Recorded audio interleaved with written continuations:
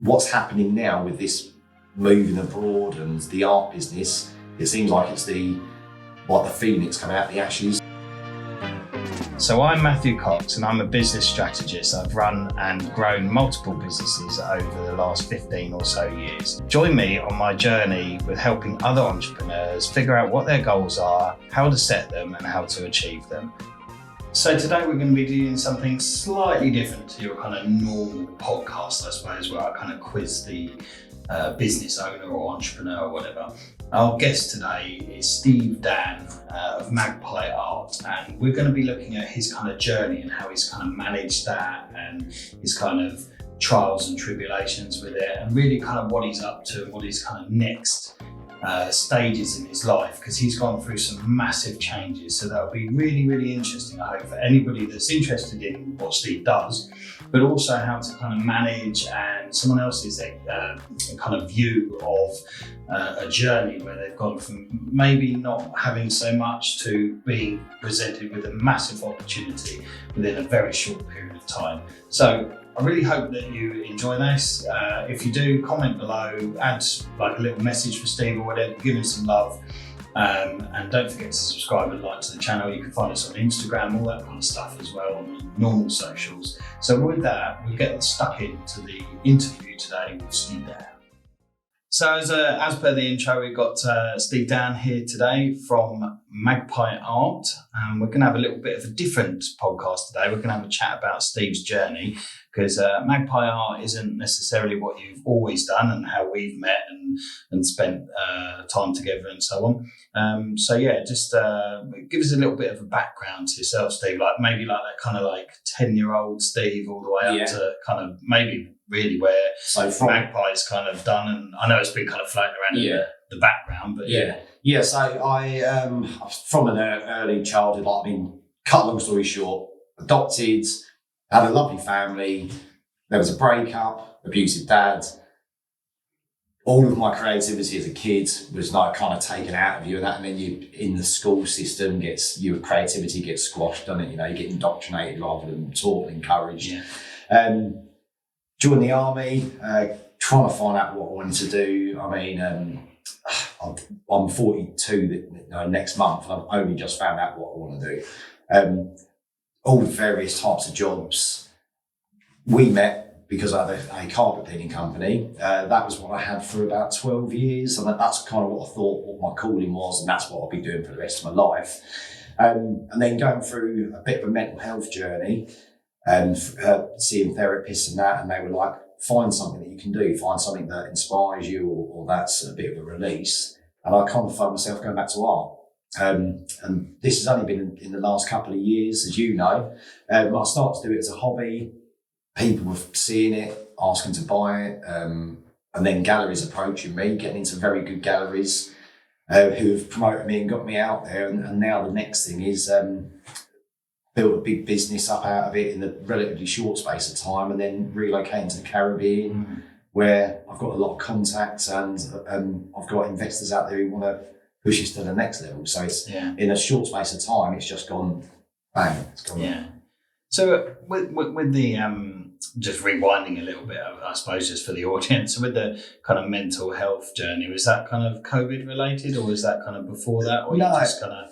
I think I had that from reading up about it, and the more you talk to psychiatrists and therapists and that, kind of anyone who's adopted, whether they even realise they're adopted or not, they have deep-seated issues like attachment issues, anxiety, depression, and it all kind of fits in together. When you look at it, it's kind of a trend across anyone who kind of adopted.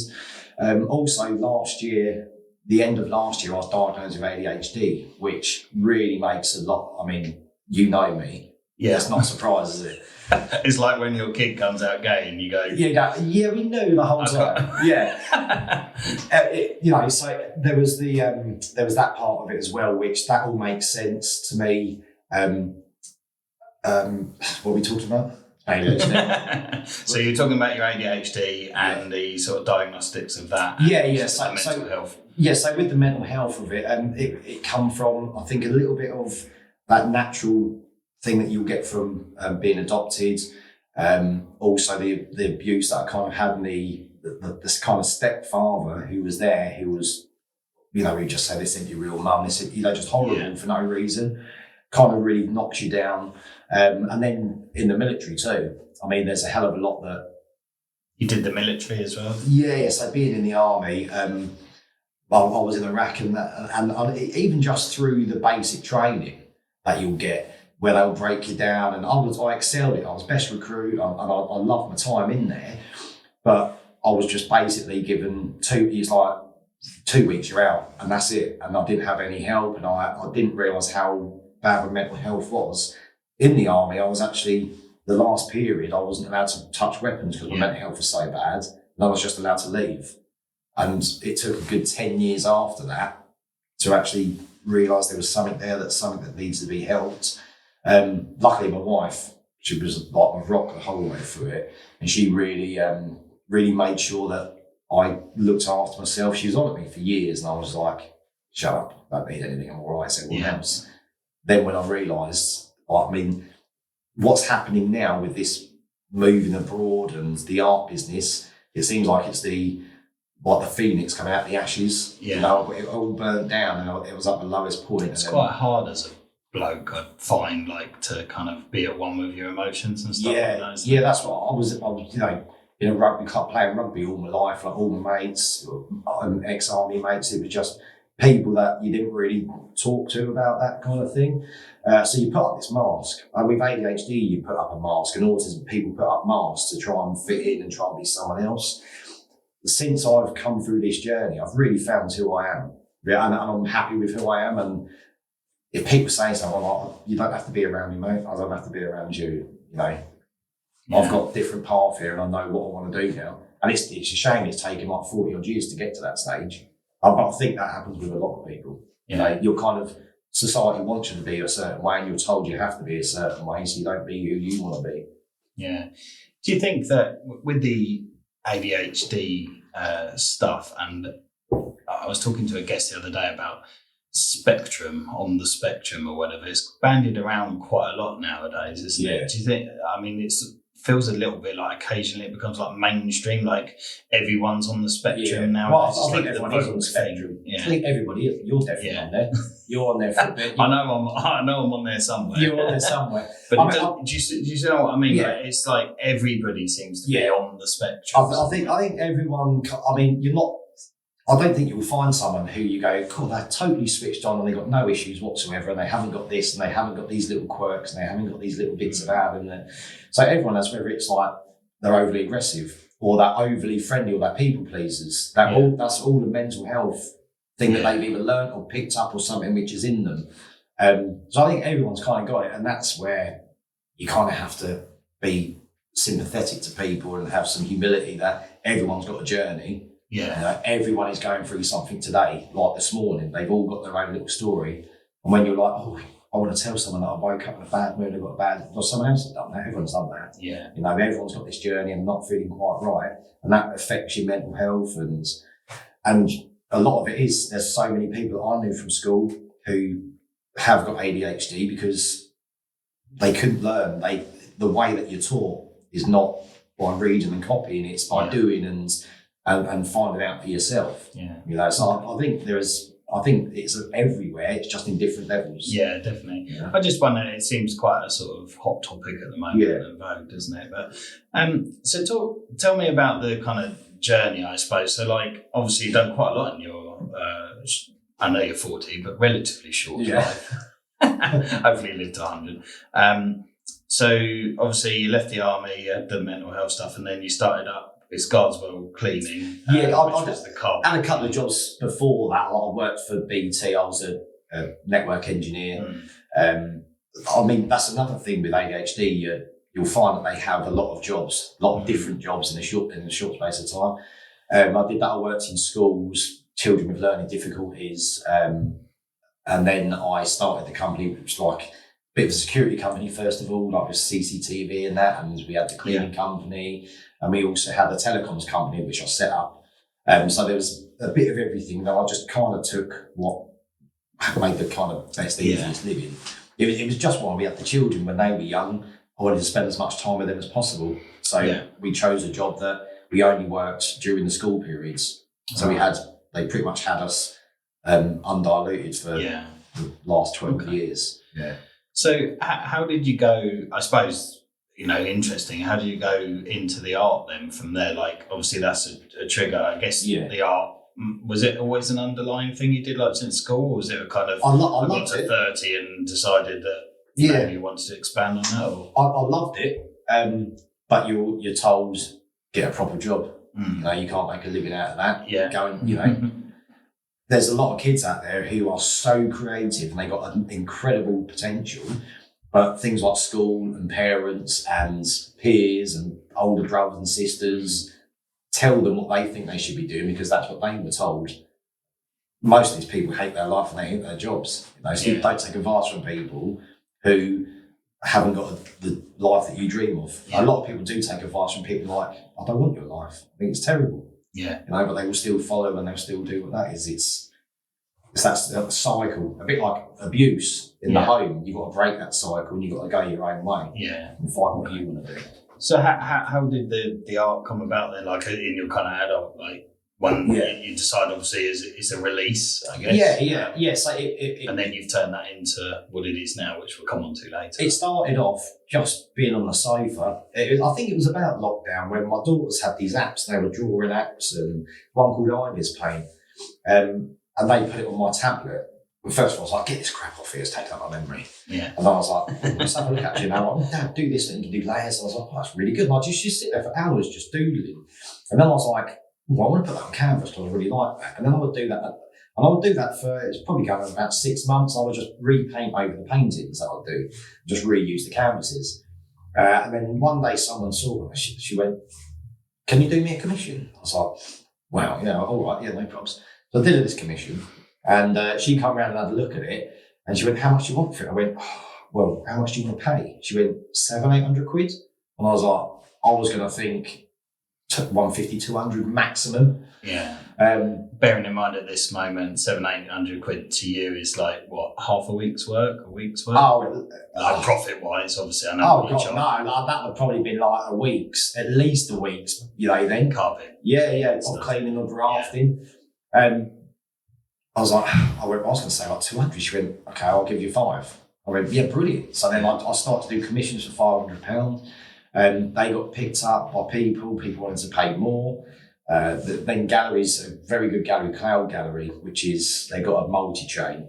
They got in touch with me and that started off quite slow. I was panicking there with them a bit, but now we're selling probably 1 or 2 a week out of those. So Cloud Gallery is like a sort of franchise of arts galleries that would... Yeah, well, they're not franchise. It's the same people that own them all. They got 4 galleries. I think they're the largest independent gallery in the south.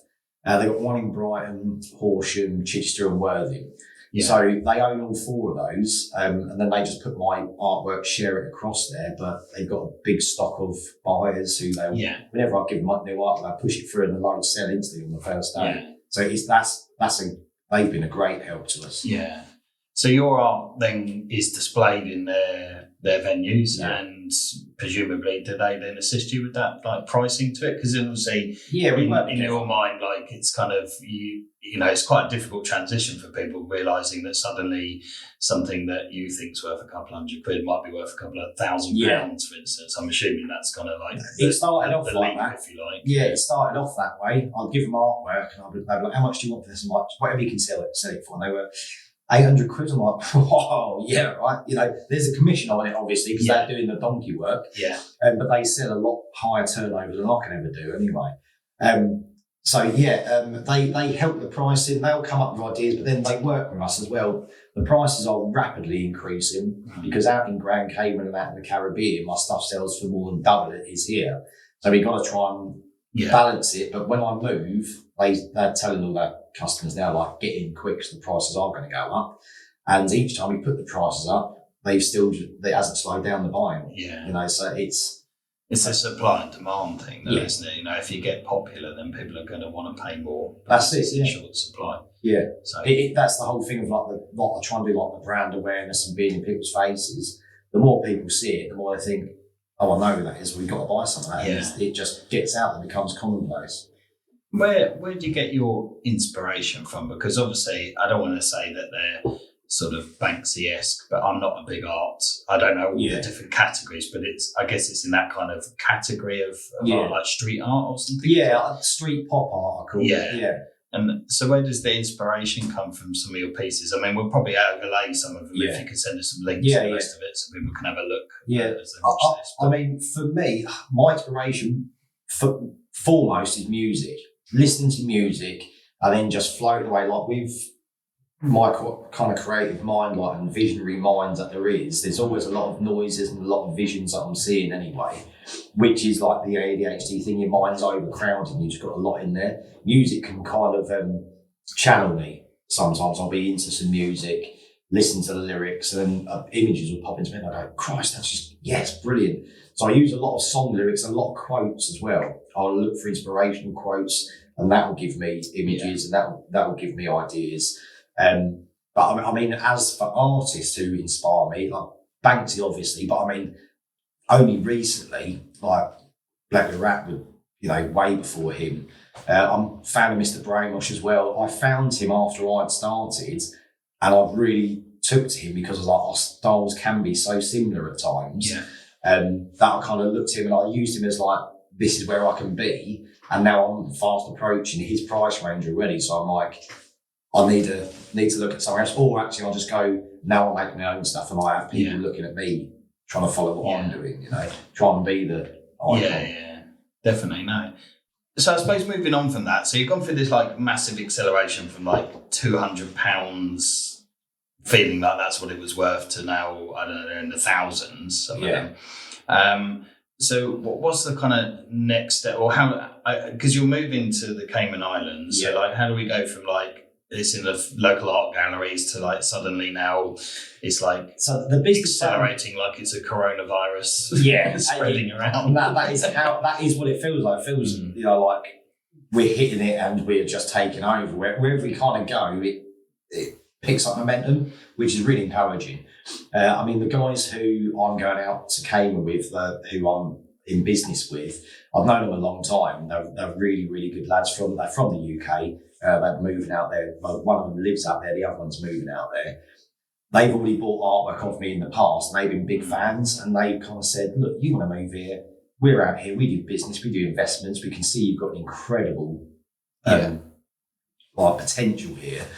No, look, we'll just help you out. We're your mates. You're not going to be owing us anything. We're going to be looking at helping you and making a bit of money. So the idea that is we go out there. I've already got a studio out there that they've set up for us. I've got 2 studios out there. They want to get a gallery open and then we're going to brand that. And then we're going to do lots of stuff in the community, lots of art shows. We've got Miami Art Show. We've got ones up in New York we want to do. We've got Cayman Art Week, which we do. And it's pretty much just going to be getting out there, getting into their network, which is high-end sports stars. They've got sports management companies.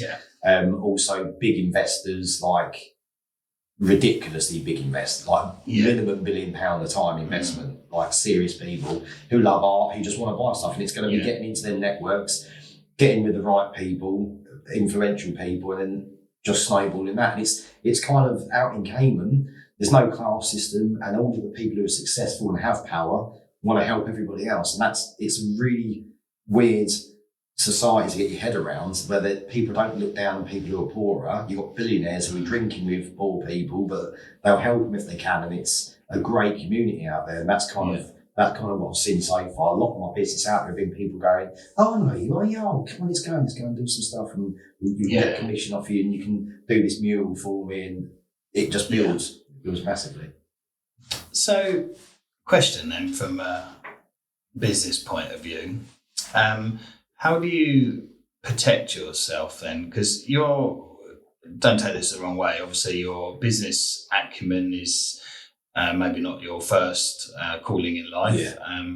And how do you protect yourself from sort of, I suppose, being taken for a ride or abused or whatever in this kind of system. I guess that's probably what a lot of people might be thinking. Like, it's all well, all this stuff like the investment and the rest of it, but you hear time and time again the actual artist behind it is not really receiving much of it in the end of it, and it was all kind of I want to say smoke and mirrors, but that kind of stuff. So what where do you go with that, I suppose, would be a question. I've been fortunate actually that I'm in the driving seat with it all. I come up with the contracts, I come up with, even the investment, these guys have just gone, if after 6 months you're making a hell of a lot of money and we're making money off of you, you don't need our investment, we can just stop it. So it's all in the contracts that I can put a stop to it or restart it whenever I need to. Good trademarks as well, but it's mainly down to, I have all of the call. They went, how much percentage do you want to give us on your profit? And I said more, and they went, that's too much. And they knocked me down. They went, we don't want that much off of you. We want you to make it. That's why they're originally doing it. So luckily I know good friends from good 10, nearly 11 years now, who I can rely on when they were living over here, and I've relied on them now. And I feel I'm quite fortunate that they're not after that pound of flesh. And who drew the contract up? Is that you, or is that between both of us, and then we've got our own lawyers. So they've got one in the firm, who my wife is their PA, the CEO and the president. They know each other well anyway. So she's their PA.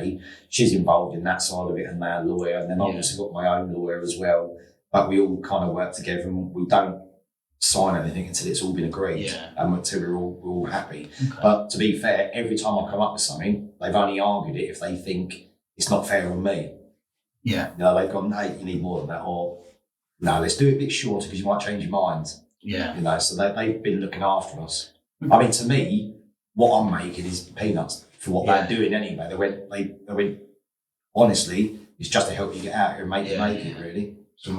So what's the next step for it then? So you've got the contracts in place, you're going out to the Cayman Islands, obviously you're going to do the kind of, the New York thing and try and sort of make it big. Is that's the next sort of thing to then maybe not need the investments, or what? Definitely. Kind of the next plan, thing, I suppose, over the next year or so. Yeah, so Silky, who's the CEO, he says, look, he goes, we're in this for years together, whether we're investing and we're just helping you or whether we're just there shadowing you. He said, we're there for good. I think the next step of the plan is to just hit all these big places as hard and as fast as I can, really aggressively, get artwork in there, get the prices to where we want them, and make it a need rather than a want. People are like, I need one of those now. Everyone's got one of these. I think that's what it's going to be. That they've got a sports management company, so when they sign big players, it's going to be, I do a commission and then they put it on their social. And then before you know, you're around with big. And I guess it's, if you change it to a kind of, I need one of those, and there's like a want factor, obviously that's when the price often escalates. But obviously you can saturate the market. So in a way, it's a bit like you have Apple phones, for instance, and then everyone's got the latest one, but nobody buys the one with the big memory in it or the one that's gold plated or whatever, but they probably want that. So that's like, do you have like that kind of structure where like maybe the sort of, in order to get the brand out there, you're going to have like a kind of 2-tiered structure, like so that people that are particularly wealthy are going to buy one that is, it's not like the gold iPhone, and then they don't want to have the same one. Well, we've obviously got like limited prints, which are cheaper as well, so people can just buy one of those and have them up around the place. But I'd say there's going to be a range of stuff that you can just buy, and then there's going to be stuff for the people with the serious money. It's like, right, I want a piece to fit that. Okay, I can come around to your property, like some of these properties are, 25, 30 million quid. It's like, I've got a big wall I need to fill in there. I can't do something bespoke in there. That will be 20 grand, 30 grand. And then they will be them sort of pieces there.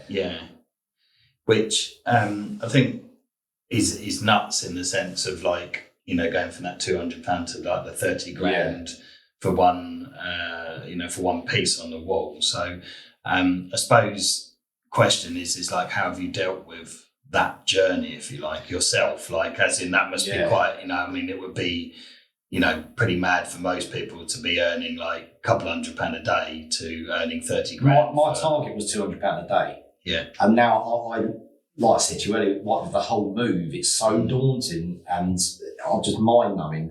I'm just taking each day as it comes. So I'm not trying to get too excited about it. If anything big does come up, I don't get too excited until it happens. Yeah. Because things change and that. And I'm just trying to stay grounded with it and just keep my head in the game and keep concentrating and keep my focus and keep my, what's it called? Your attention. Yeah, to keep myself in it because it's mental anyway. My mind's all over the place. Just trying to keep myself grounded with it because it can be. But really I think that kind of like the mind all over the place, like assists you with the artistic skill, isn't it? Do you know what, mate? Now, since I've sold the company and I can now is different because we're moving. But when I can just focus on artwork, it's incredible because I've got no other worries. I said to the wife the other day, I mean, if I could just live in a little studio loft with just a mattress on the floor and I'll just get up in the morning, I wouldn't wash, I'll just do art, and then go back to bed, and I could do that for 2 or 3 weeks. Yeah. Just think of nothing, not even washing.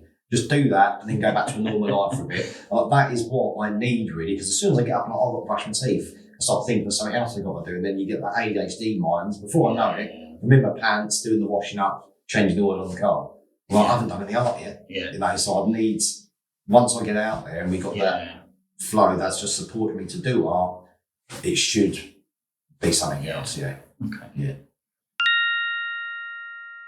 So I just wanted to interrupt quickly here. I hope you're really enjoying the podcast guest today, but did you know that you can also find us on Facebook, Instagram, various other sites like that, and you can also listen to us on all major streaming services as well. You may already be listening through one of those things, but look at the other avenues that you can do us. You can see us in physical form if you're listening in audio, or if you want to just listen as you're driving along in the car, you can go to things like Spotify or Apple Podcast and listen to us there. So please don't forget to check those out. Please always like and subscribe to all the channels, share them about and the rest of it, and that will help grow the audience.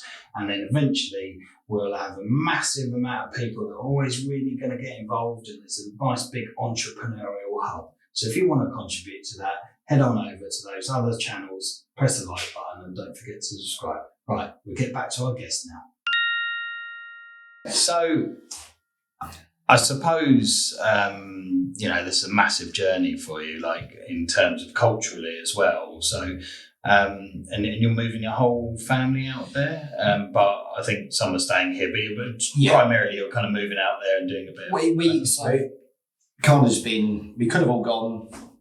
My daughter's 16. She's got a long-term boyfriend. She's starting college. At 16, that's when I started to get into rugby and I had my own life. So it was like, give her a choice. So we gave her the choice and she said, look, I want to stay here. But she's coming out 3 weeks after we get there with her boyfriend. And then my wife's Christmas dues in New York, so we're going to fly her to New York. So we're going to see each other very regularly anyway. So she's going to have a fantastic life of it. The rest of us, we're all going out there. It's a massive upheaval and it's a big step, but you never discover anything if you just stay where you are, do you? Yeah, life's short. So what? So you're going to move out there. You're going to flip between the kind of UK and the Cayman Islands and the rest of it. So what's kind of like next, I suppose, really? So say the investors, eventually you outgrow them and the rest of it. What's kind of, is there like a long-term plan? Yeah, I mean, there's a gallery. I hope that you would get to. Yeah, there's already a gallery out there that represent me, and we're really good friends now.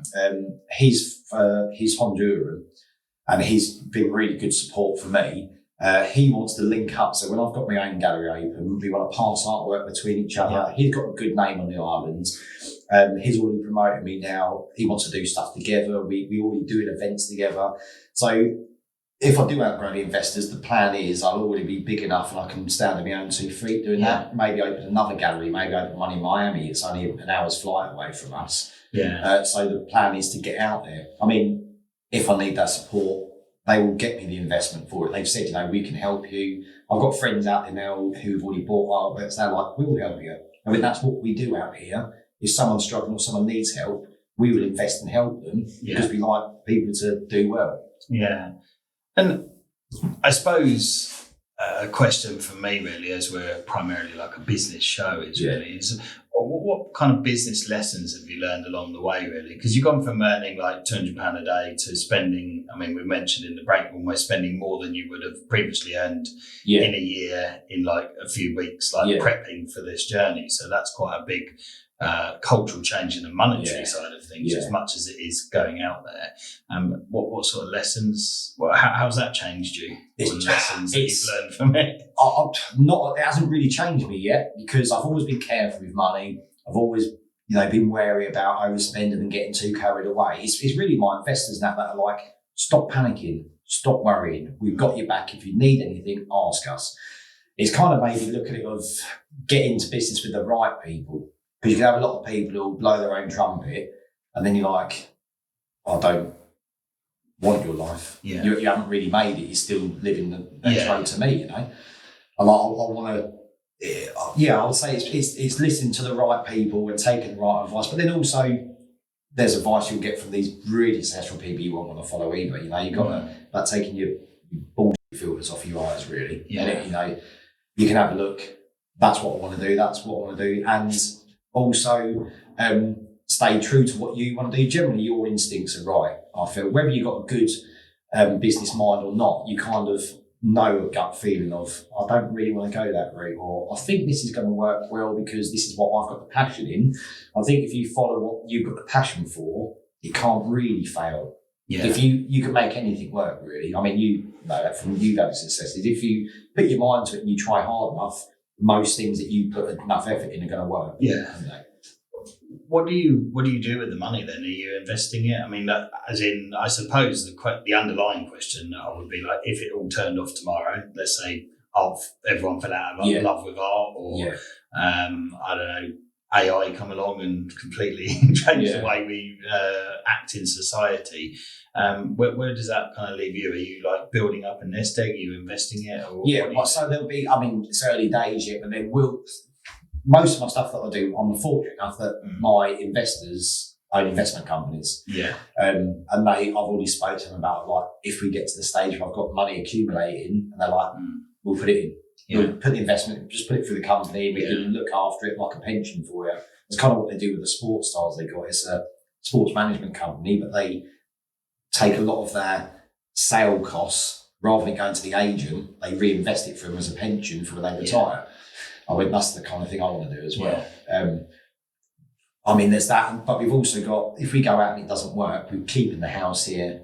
I can come back. My art's already selling well here. We can come back to what we've already got, which isn't that bad anyway. Yeah. So to fall back on, we've got a nice life that wouldn't be too bad. Yeah.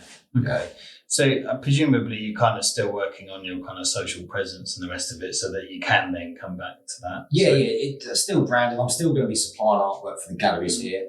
They'll keep my name alive over here. And they do. I've just got back from Goodwood with them.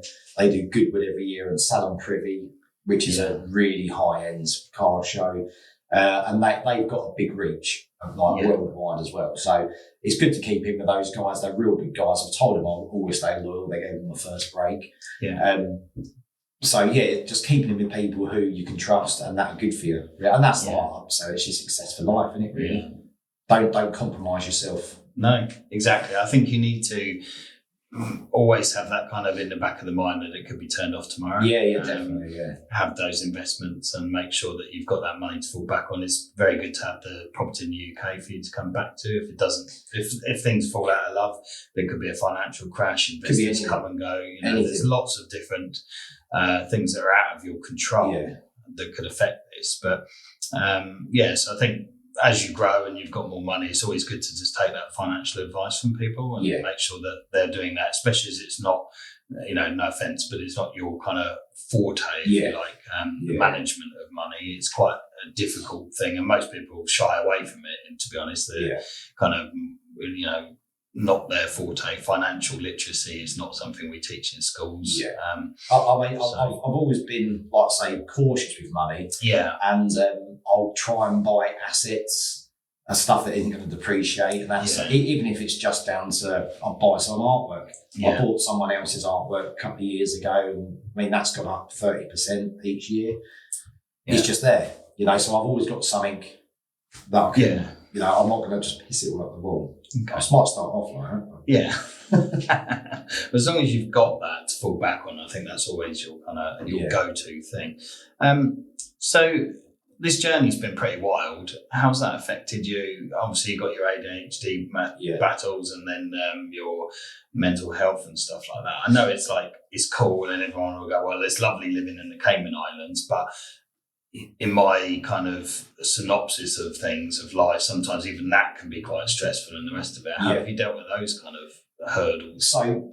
Because it's quite, you know, it's quite a big change, isn't it? So for me, every time I've been to Cayman, it feels like I've got home. And every time I leave, I miss it. Even when my family don't come with me, I'm like, the only thing missing is my family. And I was talking to a therapist, I went, whenever I'm out there, I don't take my medication. He went, you won't need it. He goes, people with ADHD, sun, sea, fresh air, it's like a drug for you. It does for anyone anyway. Yeah. He went, but it really heightens with people with ADHD. And I went, I'm way calmer out there. But what I say is, whenever I get back, I can tell you've been there because you don't get the road rage, you don't get stressed, you're chilled. Like, I'm telling her to calm down a lot of the time. Yeah. And that's just to do with that island life. It's very slow life. I find that it's not really an ADHD that's a problem, it's this country. And you'll come back and people are rude. And people are grumpy, and on the roads it's manic. Yeah. I mean, over there everything's so late. Life, isn't it? It's city life, yeah. And then we went to London the other week for our medicals to move, and I was like, I still like London, and now I can't think of anything worse. Yeah. It's like polluted, it's dirty, it's overrun. And I was like, I don't want to be somewhere like this. Yeah. I want to be in that slow island life, and I think that's people aren't under the cosh of tax.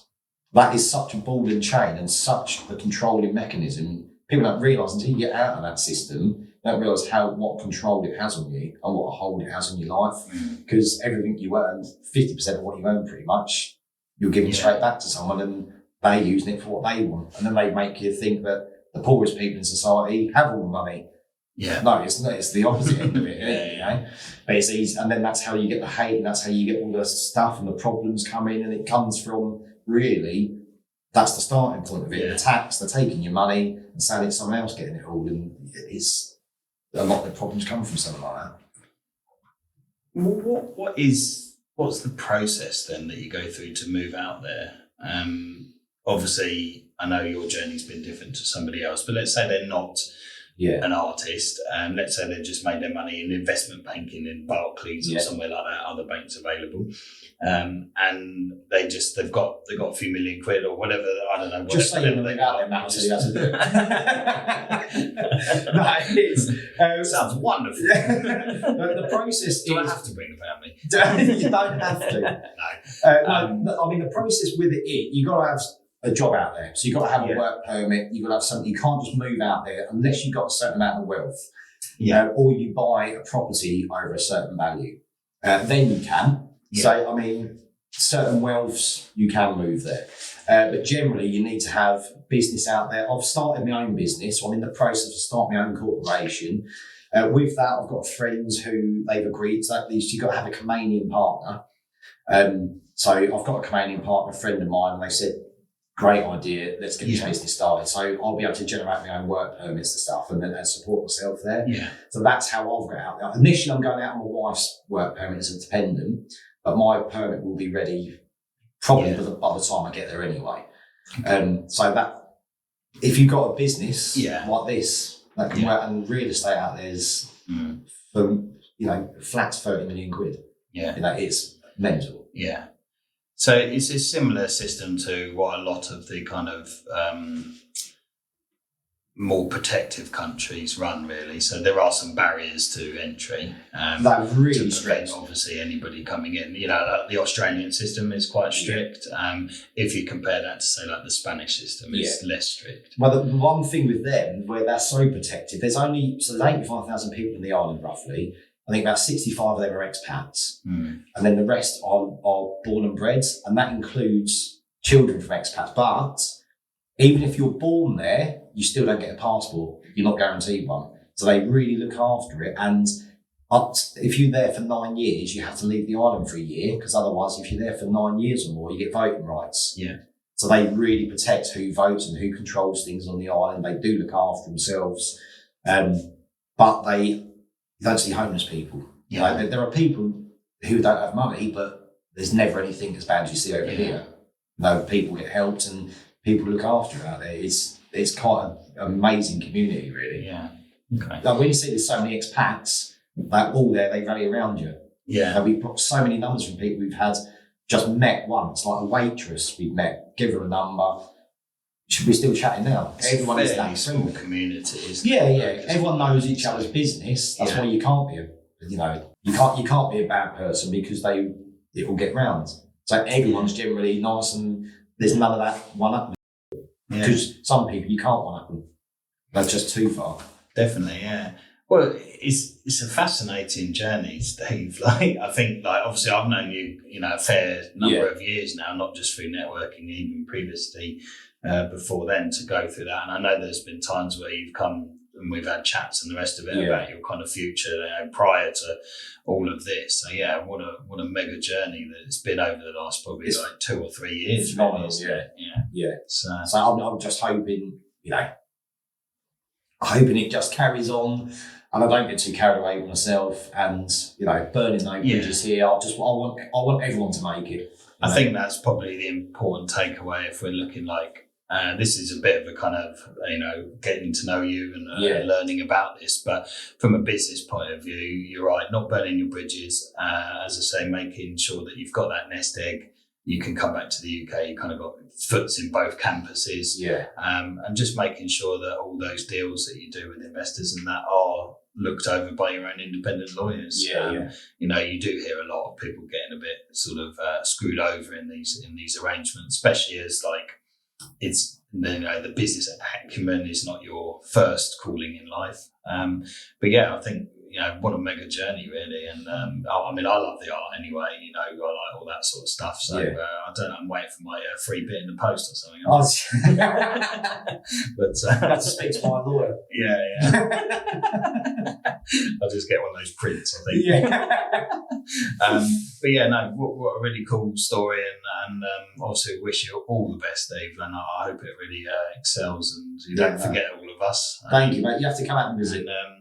So how do people find out about you? How do they kind of buy your artwork or look at it, or can they see it in the gallery, or how? I mean, there's obviously buying it and then viewing it. I mean, there's Instagram's the best place really. That anything that I'm releasing and selling, go to my Instagram page, which is just put in Magpie Art UK. It'll come into this little logo here. So if you see that anywhere, that's me. Yeah. Also, search Cloud Fine Art Gallery, which I say they're multi-chain. You can buy anything off them. But a lot of anything in the UK, buy through them because I'm going to be abroad and it's the logistics of it. They kind of run this side of the pond for me. Okay. Anything out there, US side, But you can. How do they find you in the US? We do have some American viewers on. Yeah, I mean, just go to Instagram. That's the best way. And message me through there. We can strike up a conversation, and whatever you want, whether it's a commission, maybe you want me to fly out and have a look at a place for you, or whatever, we can work it out there. So Instagram is probably my best form of contact for me. Instagram, Magpie Art, and then they'll be able to find you there. Yeah, but Magpie Art UK, that's the full wing. But generally, it will come up with Magpie Art. Yeah. Okay. Yeah. Brilliant. Well, it's been super having you on the show. I'd love to see you in about a year's time, see where you're going. And of course, I'd love to just come out and see you rather than do it. Mate, open invite. We've got spare rooms. So that would be good. We'll take you up on that. We'll fly everyone out with all the cameras. Or I'll come with just an iPhone. Yeah. But yeah, no, it's been really great having you on. And I hope the move goes really well and it's everything that you wanted it to be. Yeah, thank you, man. Cheers. No, I appreciate it. Thank you. So I hope that's been really useful for everybody.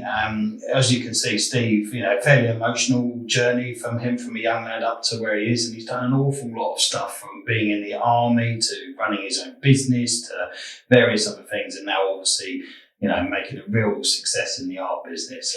Hopefully he's taken some key takeaways from that about kind of, it could all be turned off tomorrow and stop and to invest some money and actually make sure that he's checking those contracts as well. I'm sure there's lots of people that probably think that he might get a bit sort of done out of things. Artists generally, they get a bit squashed in this kind of world of the business where it meets art. But hopefully you can see from that, that's really useful information. Takeaways from there really is anybody that's going through that big journey, from maybe, here to here in a very short period of time, managing that growth, expectations and so on. Wonderful journey for Steve there. We wish him all the best. Don't forget to go and follow him on all of his own socials, but also don't forget to subscribe to this channel, share the channel, whatever, it will help Steve grow, and hopefully it's all a growing success for him, and we'll see him in a year's time. I'd love to go out to the Cayman Islands. That would be pretty cool, wouldn't it? And this next podcast, we'll take this Simon first, stick it up somewhere on a palm tree. That would be pretty cool. Anyway, we'll see you in the next podcast.